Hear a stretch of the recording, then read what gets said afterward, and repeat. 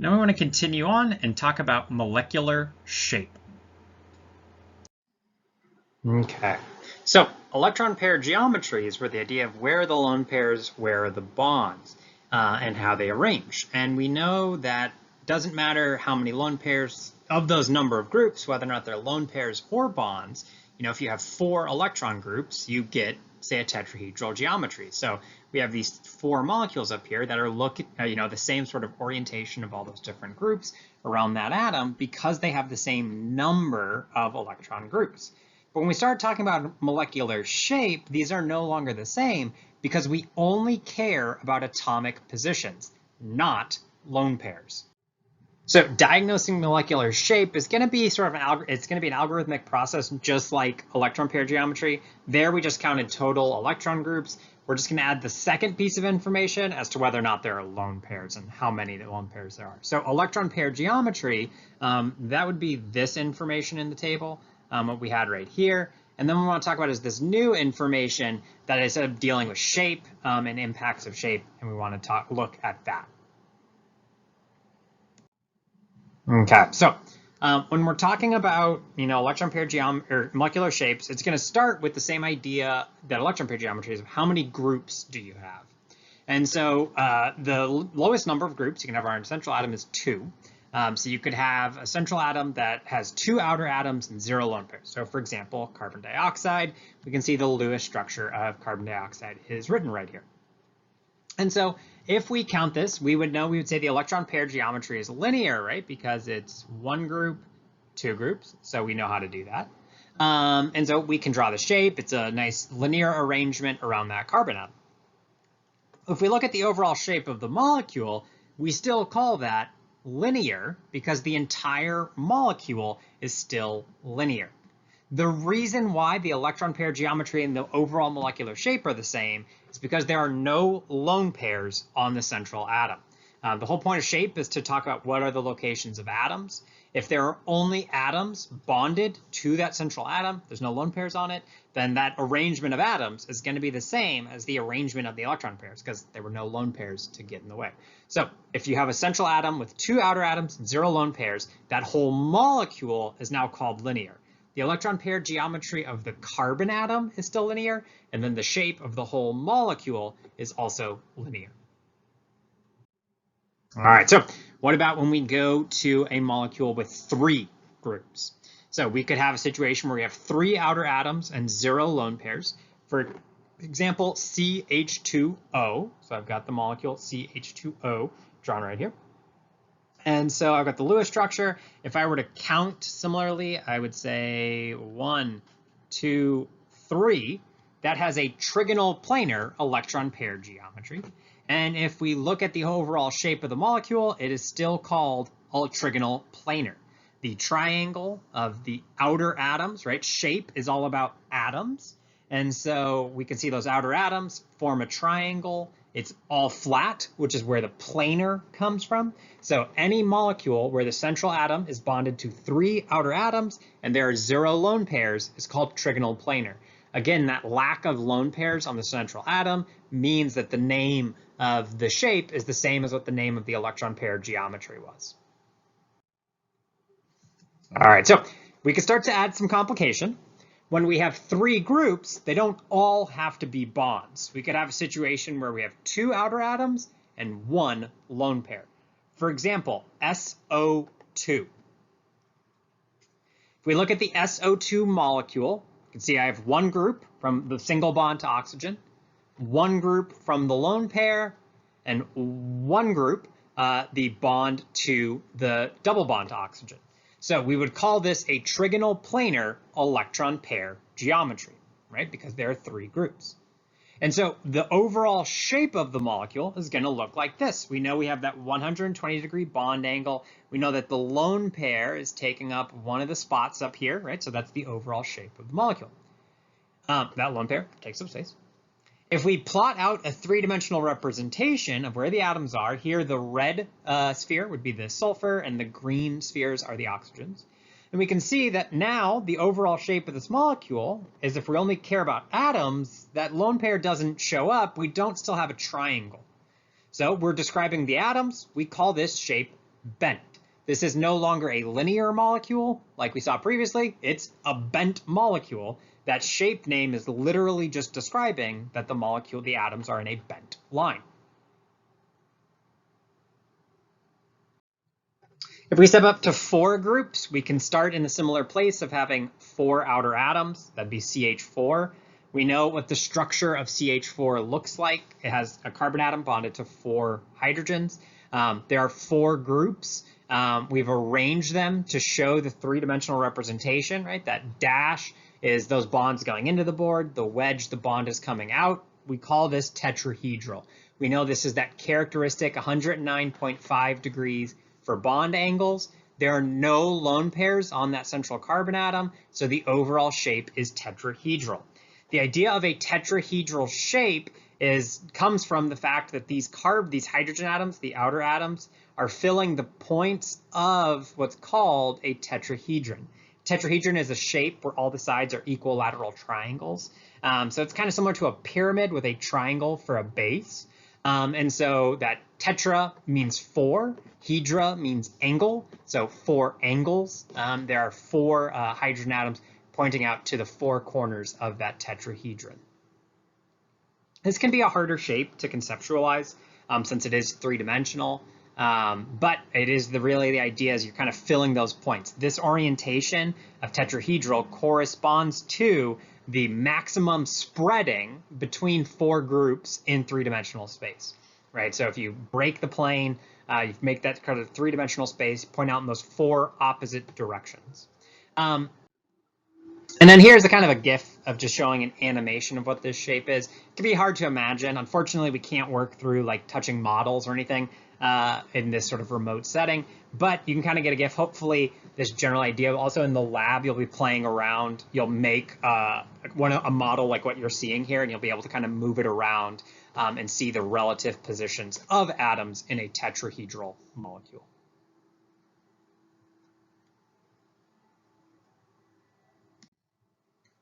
Okay, so let's add some complications now of lone pairs. So when we have 4 groups, you could have 3 outer atoms and 1 lone pair. So an example of that would be ammonia, right? NH3, where it still is going to have 4 groups.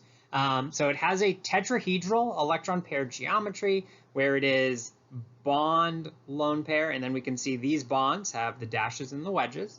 And so, we're overall looking at this tetrahedral shape. We would expect to have the 109.5 degree bond angles. The lone pair has taken up some of our room. It fills that spot. But now, when I look at just the molecule for the shape, we call it trigonal pyramidal. Okay, so similar names we've seen before. Trigonal, again, is a reference to the fact that these outer atoms form a triangle. But it's not planar anymore. Instead, it's a pyramid with kind of the nitrogen atom sitting at the top of that pyramid. So it's kind of a squat pyramid, but still the hydrogen atoms, those outer atoms, are in a triangle that's in a plane below that central nitrogen atom. And so that's called a trigonal pyramidal shape. Whenever you have 3 outer atoms and 1 lone pair, you're always going to get a trigonal pyramidal orientation shape for the molecule. Again, shape name, only talking about atoms. All right, so the final one is if we have 2 outer atoms and 2 lone pairs. So example of this is water, right? We can see we have 1 bond, 2 bond, 1 lone pair, 2 lone pairs. And so the electron pair geometry is still going to be tetrahedral. Our bond angles are 109.5, like we'd expect. But the shape, and they take 2 of those 4 spots. But when we start talking about the shape, it's now going to be called bent. We actually reuse the name bent for 2 different possibilities. And so in this bent orientation, you have these 2 different 2 bonds. It's only the 2 bonds sticking out in different directions. It's not a linear molecule. So we call this a bent shape. Again, the electron pair geometry is representing those lone pairs, tetrahedral orientation, but the shape only cares about atoms, and you have a bent molecule. So again, diagnosing shape, figuring all this stuff out, starts with figuring out number of electron groups, just counting in the Lewis structure. Everything comes off the Lewis structure. That immediately gives us information on electron pair geometry and bond angles. Determining shape just comes from taking that number of electron groups and figuring out how many of them are lone pairs, and then we can interpret that right here. If you were taking this test in person, I would give you this table. I have a useful information up on Blackboard that has this table. I encourage you to print it out, to use it when you're taking the test. You don't have to memorize these things. You can always look them up.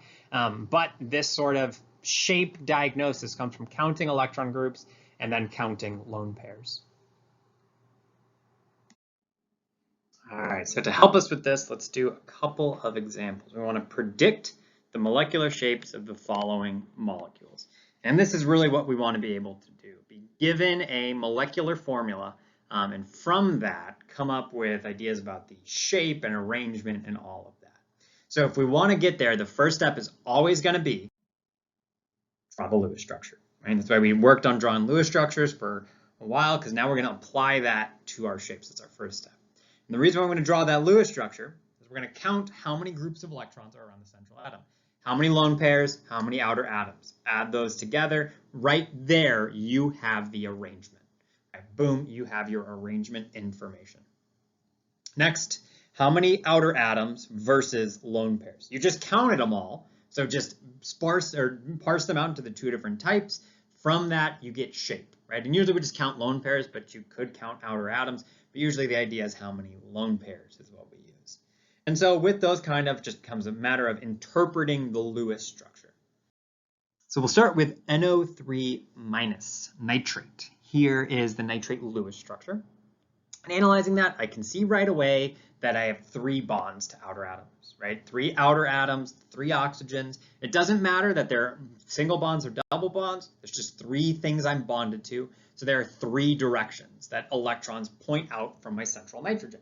There are no lone pairs, right? Just the 3 bonds. So I call that a trigonal planar arrangement. And because there's no lone pairs, the atoms are arranged in the exact same pattern for the shape, so it's a trigonal planar shape. And in fact, if I get an actual depiction of the actual molecule, I can see that they are spaced out in the 3 different directions. And I can predict that the bond angles are 120 degrees, right? Because they're fully spaced out. You will notice that there are these dashed lines around here. That is indicative of resonance structure. So the fact that this nitrate, we know the double bond could be anywhere. So really, they're all a mix of double bond and single bond. And so that is shown there, and that's why we have all equal bond lengths in this depiction of the molecule, right? So we can depict a bit more with our 3D, but this is all so far so good.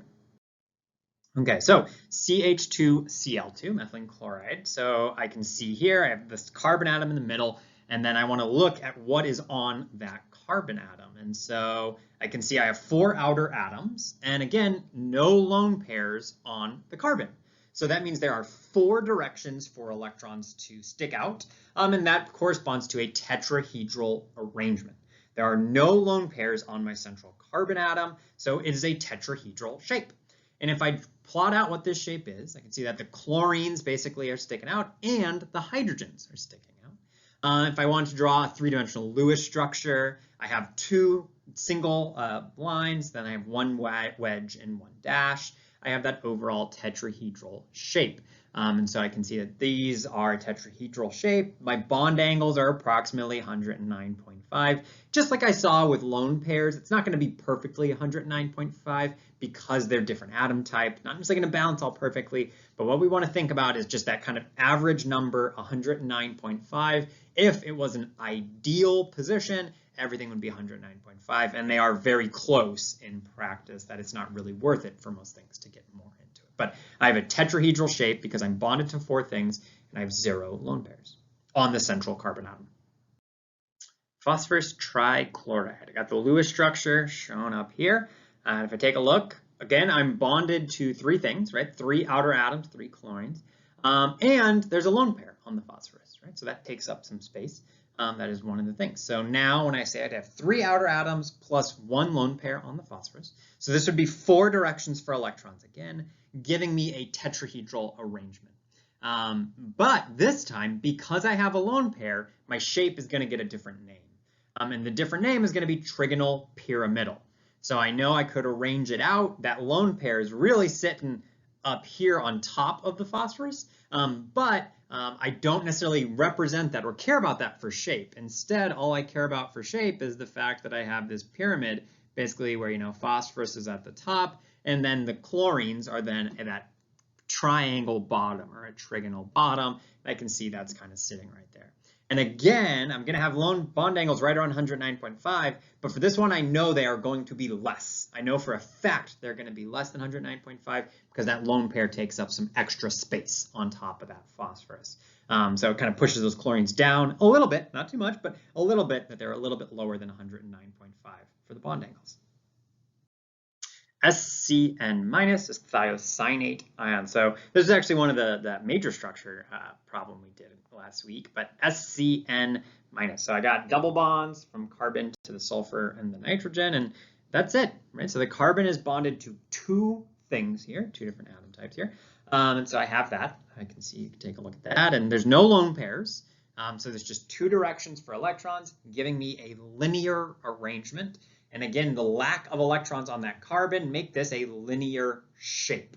Okay, so this would be a linear shape for my molecule.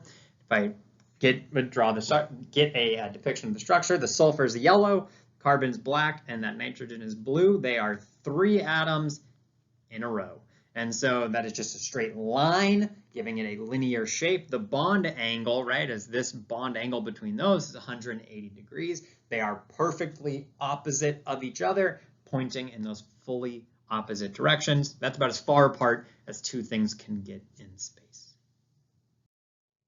All right, so if I take a look overall, you know, nitrate, the CH2, Cl2, PCl3, and SCN minus, I can get all sorts of shapes. And for these sorts of small molecules, I have a lot of flexibility, you know, with what their shapes are. And there's a lot of variety. Now, there's only so many shapes, but, you know, all these different molecules can have all sorts of shapes. And those tetrahedrals arrangements, you know, you can start to see, depending on lone pairs, what sort of arrangement the atoms are going to take and what the kind of molecules are going to look like.